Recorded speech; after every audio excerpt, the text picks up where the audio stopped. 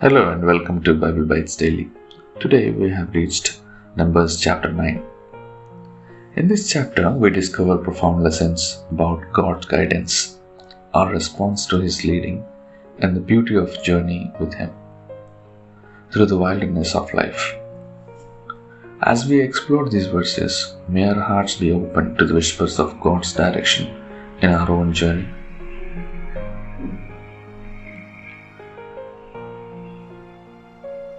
We find the Israelites in the second year of their journey through the wilderness. The Lord speaks to Moses, giving instructions about the observance of the Passover. Now remember, the Passover was a significant event commemorating God's deliverance of the Israelites from slavery in Egypt.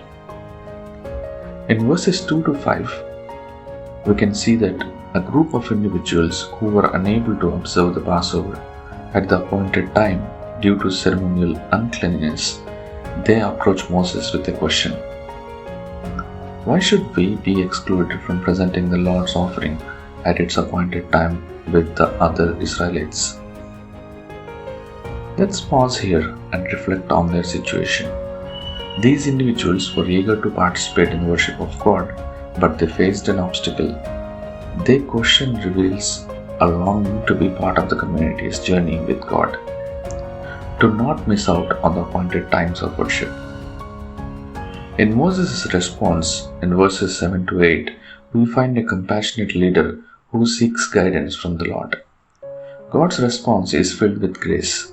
He introduces the concept of a second chance, Passover a month later, for those who miss the initial observation due to unavoidable circumstances. The lesson here is profound.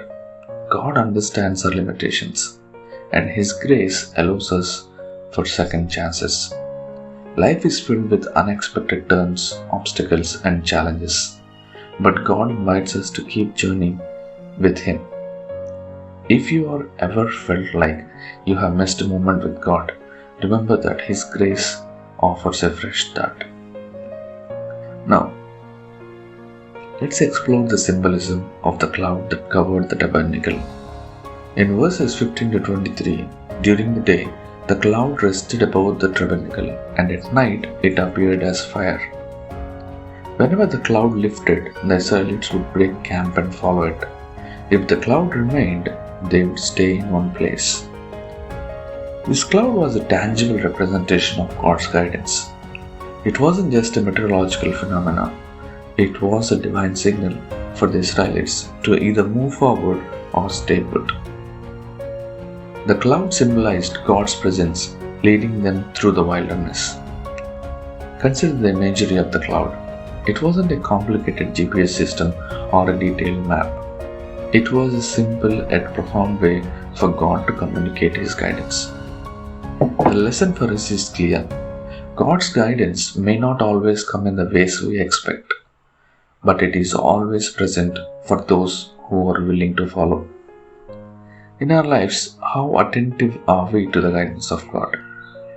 Do we wait for clear instructions, or do we trust the subtle nudges, the quiet whispers, and the gentle leading of His Spirit? The cloud reminds us that God's guidance is not always flashy, but is consistently present for those who seek it.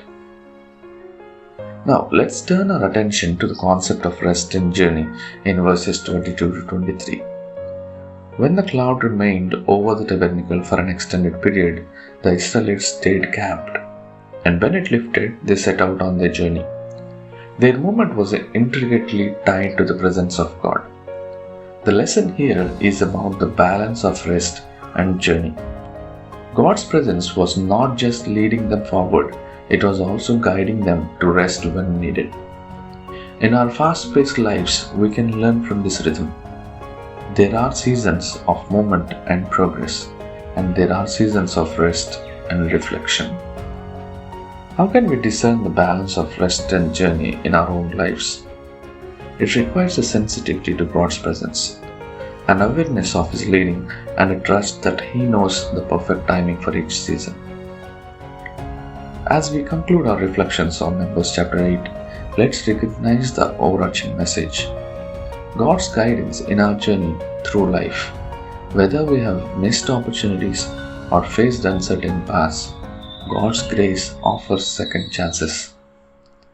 His guidance, through sometimes subtle, is always present, leading us through the wilderness of life and in the rhythm of rest and journey. We find the beauty of travel with God. To conclude in a sentence, that if we are waiting for God's guidance, you should be aware that it is already there.